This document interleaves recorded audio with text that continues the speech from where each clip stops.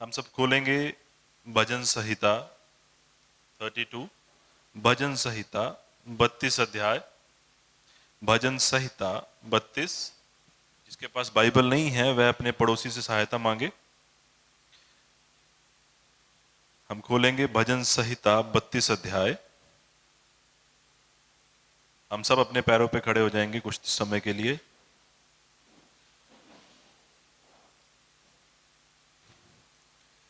मैं पढ़ूंगा, आप मेरे पीछे दोहराएंगे।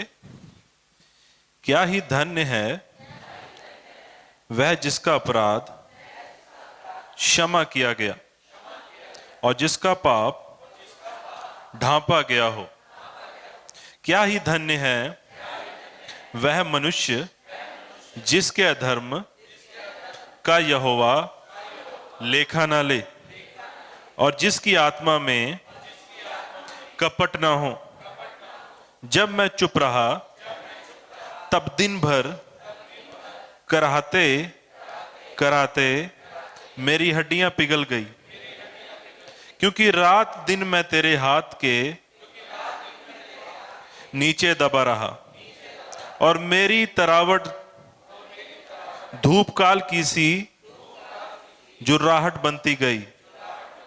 जब मैंने अपना पाप तुझ पर प्रकट किया और अपना अधर्म न छिपाया और कहा मैं यहोवा के सामने अपने अपराधों को मान लूंगा, तब तूने मेरा अधर्म और पाप को क्षमा कर दिया।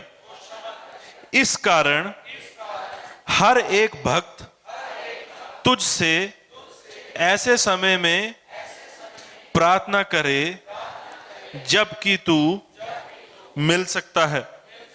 निश्चय जब जल की बड़ी बाढ़ आए तो भी उस भक्त के पास ना पहुंचेगी।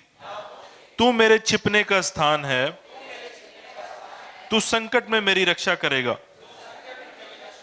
तू मुझे चारों ओर से छुटकारे के गीतों से घेर लेगा। मैं तुझे बुद्धि दूंगा और जिस मार्ग में तुझे चलना होगा उसमें तेरी अगुवाई करूंगा। मैं तुझ पर कृपा दृष्टि रखूंगा और सम्मति दिया करूंगा। तू घोड़े और खच्चर के समान ना बनो जो समझ नहीं रखते। उनकी उमंग लगाम और रास से रोकनी पड़ती है, नहीं तो वे तेरे वश में नहीं आने के। दुष्ट को तो बहुत पीड़ा होगी, परंतु जो यहोवा पर भरोसा रखता है वह करुणा से घिरा रहेगा। हे धर्मियों, यहोवा के कारण आनंदित और मगन हो, और हे सब सीधे मन वालों आनंद से जय जयकार करो। हालेलुया। आप बैठ सकते हैं।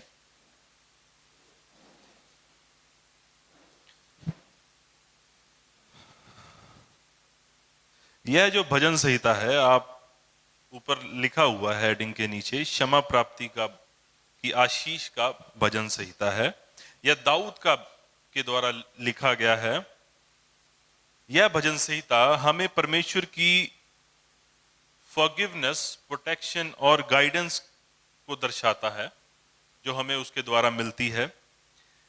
यह भजन संहिता, अगर हम भजन संहिता 51 पढ़ते हैं, 51 शायद 51 ही है, जहां पर दाऊद डिस्क्राइब करता है, दाऊद लिखता है कि जब वह पाप में गिर गया तो उसकी दशा कैसी हो गई। हालेलुया। और यह भजन संहिता उसके साथ लिंक है, क्योंकि यहां दाऊद यह लिखता है, यह बताने की कोशिश करता है कि जब उसने क्षमा को प्राप्त किया तो उसे क्या मिला। आमीन। तभी इसका नाम भी क्या है, क्षमा की प्राप्ति की आशीष। हम बहुत बार भजन संहिता 1 पढ़ते हैं, वहां पर लिखा हुआ है कि जब हम अधर्मियों की नाई नहीं चलते, उनके पीछे नहीं जाते, जो वो चाहते हैं वो हम नहीं करते, तो हमें आशीष मिलती है। हालेलुया। लेकिन यह भजन संहिता उसके दूसरी तरफ हमें एक और पहलू दिखाता है कि जब हम परमेश्वर से क्षमा की प्राप्त करते हैं, तब हमें आशीष मिलती है। हालेलुया। वह आशीष भी है और क्षमा प्राप्ति की भी आशीष है। हालेलुया। यह भजन संहिता दाऊद ने लिखा। दाऊद एक ऐसा व्यक्ति था जो परमेश्वर के हृदय के अनुकूल था। बाइबल कहती है a man after God owns heart, कि जैसा परमेश्वर को हृदय पसंद है वैसा दाऊद का हृदय था। और दाऊद ऐसा व्यक्ति था जिसने परमेश्वर के साथ बहुत अच्छे रिलेशन को एंजॉय किया। और दाऊद ही ऐसा व्यक्ति है जो पाप में गिरा, और उसने आप जानते हैं बैतशेबा की कहानी को, और उसने ये भी एक्सपीरियंस किया कि पाप में गिरने के बाद कैसा लगता है। हालेलुया। और जब वह पाप में गिरा और जब उसने क्षमा मांगी, तो जो उसे आशीष मिली वह उसको यहां पे डिस्क्राइब भी करता है। हालेलुया। जैसे हम पहली आयत पढ़ते हैं, क्या ही धन्य है वह जिसका अपराध क्षमा किया गया और जिसका पाप ढांपा गया हो। मतलब क्या ही धन्य है वह पुरुष और महिला जिसे यह पता है, वह समझता है और वह समझती है कि उसका अपराध मिटा दिया गया है। आमीन। जो सच में ये जानता है और जानती है कि उसका अपराध मिटा दिया गया है। यहां पर अगर हम ध्यान से पढ़ें, जिसका अपराध क्षमा किया गया, जिसका पाप ढांपा गया, क्या ही धन्य है वह मनुष्य जिसके अधर्म का यहोवा लेखा ना ले, जिसका अपराध क्षमा कर दिया गया। जो हम अपराध, हम हमारे हाथों से गलत काम होते हैं, जो हम गलतियां कर देते हैं, जो वह बोझ होता है हमारे ऊपर, उसे परमेश्वर ने क्षमा कर दिया है। क्या ही धन्य है वह पुरुष जो इसे जानता है। जिसका पाप ढांपा गया, क्या ही धन्य है वह पुरुष जो जानता है कि हमारा पाप यीशु मसीह के द्वारा ढांप दिया गया है। आमीन। यीशु मसीह के द्वारा मिटा दिया गया है। और क्या ही धन्य है वह मनुष्य जिसके अधर्म का यहोवा लेखा ना ले, या जिसके अधर्म को यहोवा, मतलब जैसे होता है ना किसी की पूरी डिटेल रखना कि तूने ये किया था, तूने ये किया था, तूने ये किया था, तूने ये किया था, तूने ये किया था। वह अधर्म का लेखा परमेश्वर हमें हमारे लिए नहीं रखता। और जब वो धन्य है जो इन बातों को जानता है, जो इन बातों को अपने लिए समझता है। दूसरी आयत, क्या ही धन्य है मनुष्य जिसका धर्म का यहोवा लेखा ना ले और जिसकी आत्मा में कपट ना हो। जब हम छुड़ाए जाते हैं, जब हम यीशु मसीह के लहू के द्वारा बचा लिए जाते हैं, अब हमारी आत्मा जो है वह धर्मी है। अब हमारी आत्मा में कपट नहीं है। हो सकता है आपका प्राण कपट में हो सकता है आपका शरीर अभी भी पाप में बार बार गिरता हो, लेकिन आपकी आत्मा जो है वह निष्कपट है। वह परमेश्वर के उस न्याय के दिन तक यीशु मसीह के द्वारा, उसके लहू के द्वारा छुड़ा ली गई है। आमीन। आपकी आत्मा कभी अब दोबारा पापी नहीं हो जाती। इस बात को समझिए, क्योंकि वह पवित्र आत्मा के द्वारा सील की गई है, वह यीशु मसीह के लहू के द्वारा कवर्ड है। आपका शरीर, आपका प्राण जो अभी भी नया हो रहा है परमेश्वर के वचन के द्वारा, इसीलिए वचन कहता है तुम्हारे मन के नए हो जाने तुम्हारा चाल चलन बदलता चला जाए। आपके प्राण में कमियां हो सकती हैं, लेकिन जो आपकी आत्मा है उसमें अब कपट नहीं है, आपके प्राण में हो सकता है। अब पहली दो आयतों में दाऊद डिस्क्राइब करता है कि आशीष को, किस आशीष को, जो हमें क्षमा प्राप्ति से मिलती है। वह आशीष जो हमारे पापों को ढांपे जाने पे मिलती है। वह आशीष जब परमेश्वर हमारा लेखा नहीं रखता। और तीसरी आयत में दाऊद लिख रहा है, जब मैं चुप रहा तब दिन भर कहराते कहराते मेरी हड्डियां पिघल गई, क्योंकि रात दिन मैं तेरे हाथ के नीचे दबा रहा और मैं तेरी तरावट धूपकाल किसी झुराहट बनती गई।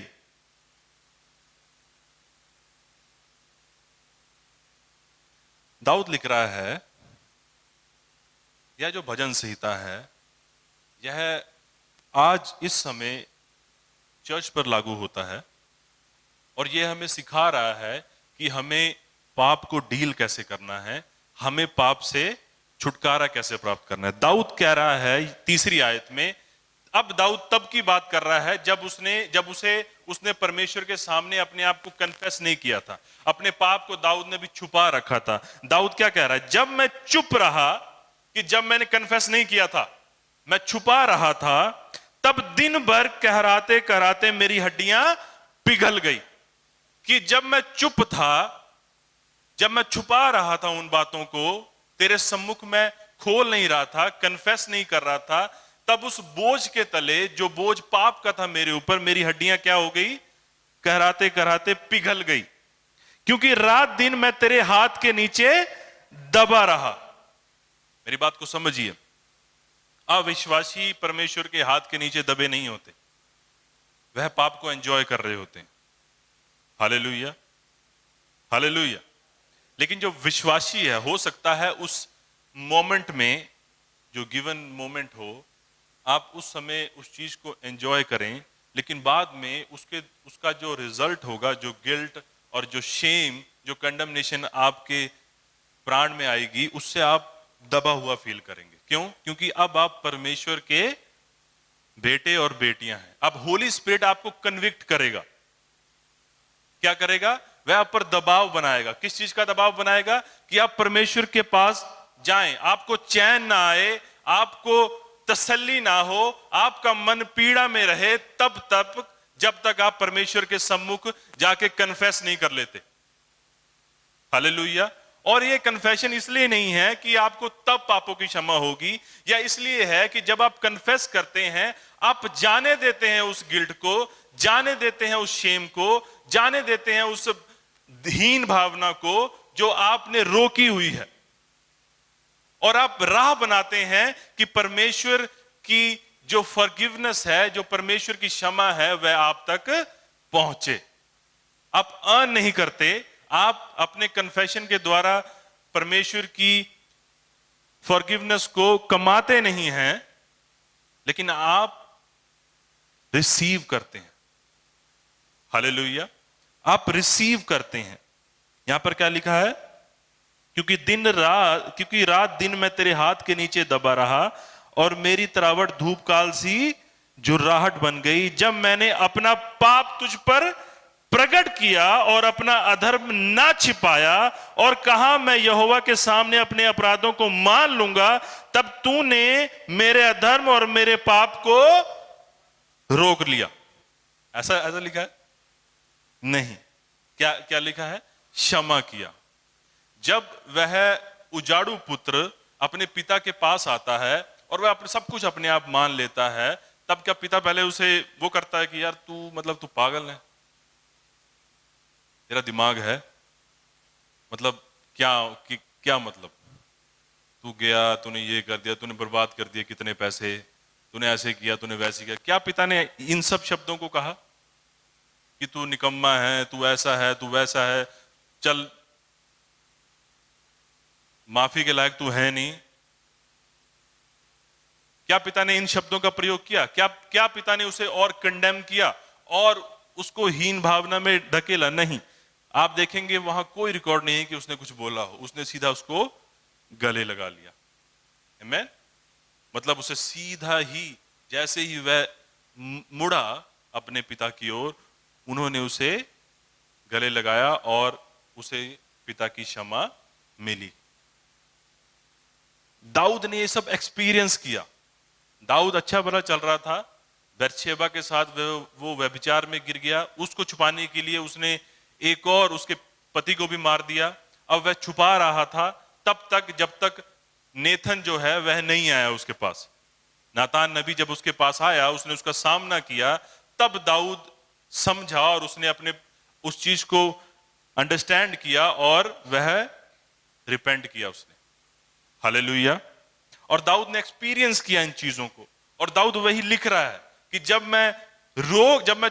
मैं चीजों को छुपा रहा था तेरा जन होने के नाते, जब मैंने अपनी गलतियों को छुपाया हुआ था, अपने जो रोजमर्रा के मेरे पाप हैं जो मेरी आदतें हैं, मैं उनमें फंसा हुआ था, मैं उनको लेकर मैं तेरे सम्मुख भी नहीं आता था। जब मैंने इन सब चीजों को छुपाया हुआ था, तब मेरी हड्डियां कहरा रही थी, मैं मेरी हड्डियां मानो पिघल गई थी, मैं दर्द में था और मैं पीड़ा में था जब मैं चुप था, जब मैं चुप था।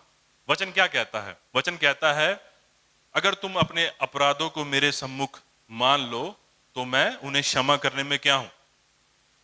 विश्वास योग्य हूं। Hallelujah, hallelujah. आप यीशु मसीह के लहू के द्वारा आपकी आत्मा बचाई गई है, लेकिन हम इस शरीर में हैं, अभी भी पाप जो है वह कार्य करता है।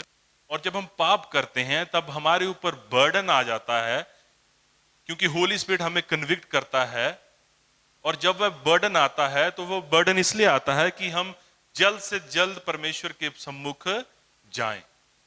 हालेलुया। क्योंकि हम उसके जन हैं, हम उसके बेटे और बेटियां हैं। क्योंकि जो पाप है वह हमें डिस्ट्रॉय कर देता है, वह हमें हमारे मानसिक पीस को, हमारे प्राण को, सब कुछ नाश कर देता है। और परमेश्वर हमें इससे बचाना चाहते हैं। अब आपने देखा कैसे वो सीक्वेंस, पहले वो पहली और दूसरी आयत में वह आशीष को बताता है कि क्षमा मिलने से क्या आशीष मिली। फिर वह डिस्क्राइब करता है कि जब मैं चुप था तो क्या हो रहा था। फिर वह आगे डिस्क्राइब करता है, जब मैंने बोल दिया तब क्या हुआ। अब 6वीं आयत, इस कारण हर एक भक्त तुझसे ऐसे समय में प्रार्थना करे जबकि तू मिल सकता है। निश्चय जब जल की बड़ी बाढ़ आए तो भी उस भक्त के पास ना पहुंचेगी। इस कारण हर एक भक्त तुझसे ऐसे समय में प्रार्थना करे जबकि तू मिल सकता है। अन्य जाति भक्त नहीं है, भक्त आप हैं। In the time of need, जब आप पीड़ा में होते हैं, जब आप सच में यह जानते हैं कि आप अभी भी प्रॉब्लम है आपके जीवन में और वो समस्या आपकी वजह से नहीं है, आपकी वजह से ही है। वह समस्या इसलिए नहीं है क्योंकि कोई और आपके साथ गलत कर देता है, या मैं कर देता हूं, या पास्टर जी आपके पास नहीं आते, या मुझ पर ध्यान नहीं दिया जाता चर्च में, या ऐसा है या वैसा है। वह समस्या इसलिए है क्योंकि आप अभी पूर्णता परमेश्वर की सच्चाई को समझते नहीं है, जानते नहीं है, अंडरस्टैंड नहीं करते। हालेलुया। कभी कभी हम इन बातों को देख लेते हैं कि शायद उनकी वजह से नहीं हो रहा, शायद इस वजह से नहीं हो रहा, शायद उस वजह से नहीं हो रहा। इस वजह से नहीं हो रहा क्योंकि आप में कहीं ना कहीं आप उन चीजों को अभी समझते नहीं हैं। ऐसे समय में प्रार्थना करे जबकि तू मिल सकता है। वह तब आपको बड़ी आसानी से मिल जाएगा जब आपका हृदय टूटा होगा, जब आपका हृदय उसके साथ सही होगा। चाहे आप गलत हैं लेकिन आप उसके सम्मुख सही हैं कि हाँ प्रभु मैं गलत हूं,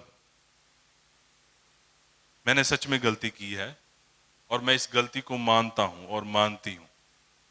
मैं कमजोर हूं प्रभु, मैं नहीं कर सकती या मैं नहीं कर सकता।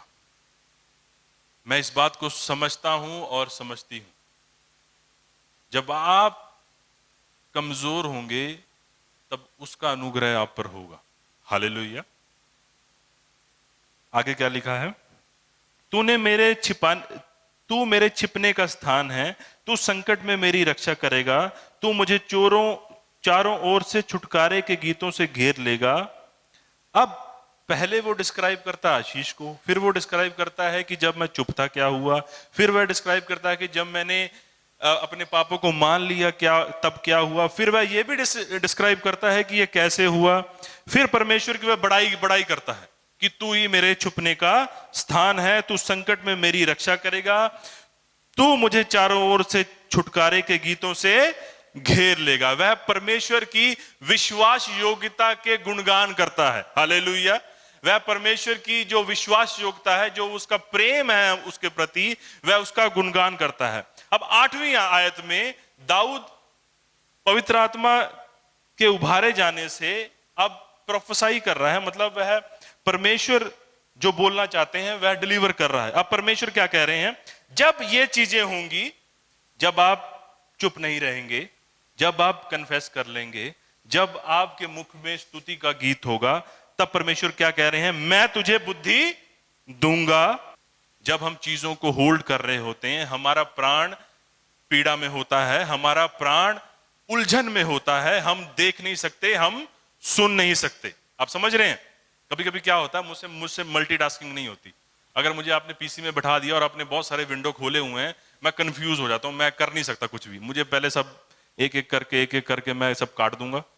चाहे आपने आधा काम कर दिया हो, लेकिन मैं सब पहले सब काट दूंगा, फिर मैं शुरू से करना शुरू करूंगा, क्योंकि मैं कंफ्यूज और उसमें आ जाता हूं बहुत जल्दी। तो जब हम पाप में होते हैं, कंफ्यूजन हमारे चारों ओर होती है, हमारी आंखें ढकी होती हैं, हम नहीं सुन सकते परमेश्वर को। क्यों? क्योंकि हमने वो चीज रोकी हुई है।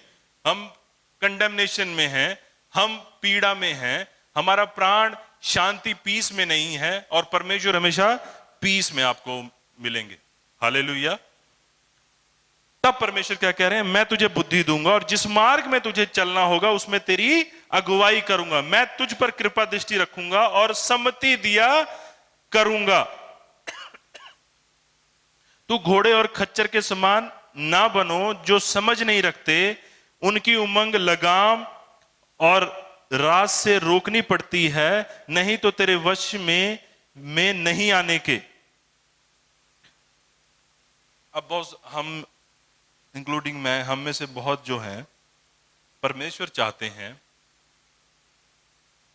किसी के पास इंग्लिश बाइबल होगी यहां पर? 8वीं और 9वीं आयत पढ़ेंगे कोई मेरे लिए?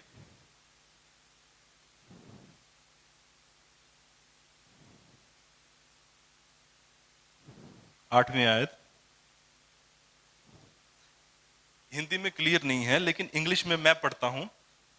आई the Lord will instruct you and teach you in the way you should go. I will counsel you with my eyes upon you. Hindi में ये क्लियर नहीं है, हिंदी में नहीं लिखा, लेकिन इंग्लिश में लिखा है कि मैं अपनी आंखों से तेरी अगुवाई करूंगा। हालेलुया। अपनी आंखों से तेरी अगुवाई करूंगा। आपने देखा होगा कि अगर आपकी सेवा में किसी को लगाया गया है और उसको स्ट्रिक्टली कहा गया है, तूने इसके ऊपर ही फोकस करना है, तूने इसी को देखना है, जो ये चाहे तूने वो करना है, तेरा ध्यान उसी की ओर होना चाहिए। अगर आप वो हैं और मैं वो हूं जिसकी सेवा में आपको लगाया गया है, और मैं खाना खाने के लिए आया, आप मेरी सेवा में लगाए गए हैं, लाइक अ बटलर। आपने देखा बटलर को, जो वेटर होता है, पर्सनल वेटर। मैं खाना खा रहा हूं, आपका ध्यान पूरा मेरी तरफ है। अगर मैं नमक को देखूंगा, आप मुझे नमक दे देंगे। अगर मैं किसी डिश की ओर देखूंगा, आप मुझे डिश पटाख से पकड़ा देंगे, क्योंकि आपका फोकस, आपका ध्यान मेरी आंखों की ओर है। आप पूरे मेरी ओर पूरे फोकस्ड हैं, मेरी ओर पूरे ध्यान से देख रहे हैं। आपका ध्यान कहीं और नहीं है, आपका ध्यान मेरी आंखों की ओर है, आपका ध्यान मेरी ओर है। आप मुझे देख रहे हैं कॉन्स्टेंटली, लगातार। और परमेश्वर यही चाहता है कि आपका ध्यान उसके ऊपर हो, हर समय, हर पल, हर घड़ी उसकी आंखों की ओर हो, कि उसे कहना भी ना पड़े और आपको पता चल जाए। हालेलुया। ऐसे विश्वासी परमेश्वर चाहता है, ऐसे लोग परमेश्वर चाहता है। लेकिन हम में से बहुत से क्या हैं? घोड़े और खच्चर। मैं भी हूं, जिन्हें डंडा मार मार के समझाना पड़ता है, जो अपने प्राण को बार बार पीड़ा में डाल देते हैं, और उन्हें पीड़ा में पड़कर ही समझ आता है कि परमेश्वर क्या है। हालेलुया। लेकिन यह परमेश्वर की इच्छा हमारे लिए नहीं है। वह क्या कह रहा है? तुम घोड़े और खच्चर के समान बनो। नहीं, वह कह रहा है तुम घोड़े और खच्चर के समान ना बनो, जो समझ नहीं रखते। उनकी उमंग लगाम और रात से रोकनी पड़ती है, नहीं तो वो तेरे वश में नहीं। कई बार पास्टर जी और मैं बैठे होते हैं, हम डिस्कस कर रहे होते हैं कि क्या होगा किन्हीं किन्हीं लोगों का। पास जी बड़ा अच्छा कहते हैं कि डंडे मार मारी परमेश्वर ने सिखाएगा, क्योंकि ये सीखना नहीं चाहते। मतलब परमेश्वर के पास है कि किसको किस तरह से उसने स्वर्ग तक पहुंचाना है, परमेश्वर को पता है। हालेलुया। लेकिन उसकी एक सिद्ध इच्छा है, उसकी सिद्ध इच्छा है कि हम समझें, हम उसकी आंखों से ही जान जाएं कि वह क्या चाहता है। हम घोड़े और खच्चर की समान ना बने जो समझ नहीं रखते, जिन्हें डंडा मार मार के, लगाम खींच खींच के लेके जाना पड़ता है। हम समझ जाएं उसकी, हमारा फोकस उस पर हो। हालेलुया। आगे क्या लिखा है? दुष्ट को तो बहुत पीड़ा होगी, परंतु जो यहोवा पर भरोसा रखेगा वह करुणा से घिरा रहेगा। हे धर्मियों, यहोवा के कारण आनंदित हो और मगन हो, और हे सब सीधे मन वालों, आनंद से जय जयकार करो। जो दुष्ट है, उसके पापों से उसे बहुत पीड़ा होगी, परंतु जो यहोवा पर भरोसा रखेगा वह करुणा से घिरा रहेगा। आप चाहे कितनी भी गलतियां करें, लेकिन जब आप सच में इस बात को समझते हैं कि परमेश्वर आपसे प्रेम करता है, उसके पुत्र ने उसके लहू को बहाया है आपके लिए, आप समझते हैं उस बात के मूल्य को, तब सच में आप उसकी क्षमा को कमाएंगे नहीं, लेकिन उसका मूल्य करेंगे कि वह आपको मिली क्यों है। हालेलुया। आप समझेंगे कि आपके ऊपर क्या आशीष है, आप समझेंगे कि आप धर्मी क्यों हैं, और आप इस बात के लिए जय जयकार भी करेंगे। हालेलुया। तो परमेश्वर आपको आशीष करे।